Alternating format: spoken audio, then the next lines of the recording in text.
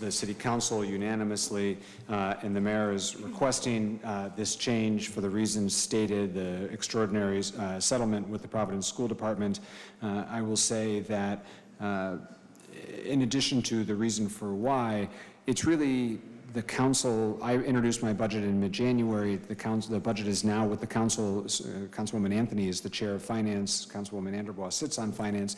And it's really our responsibility now to wrestle with the right way to meet our obligations and share the burden through cuts, new taxes, and other revenues. And I put my best foot forward back in January, and the council is now working their way through that process. We're asking for the flexibility to let us finish our job. It is not the General Assembly's job to decide tax rates for any municipality in Rhode Island. It's local government's responsibility, but given these circumstances, the alternatives would mean further cuts. And so I will just say preemptively, because I listened to the questions and testimony earlier, the legislation and the resolution that came from the council asks for permission one time to go up to 8% over the cap, but the budget that was proposed is only 7.5% over the cap.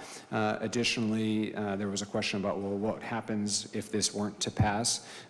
We would make further cuts. And in fact have started to, in the budget that was proposed, we made meaningful cuts, $9 million worth of cuts in ways that we believe will not affect services. Were this not to pass, we would make cuts that absolutely will affect services.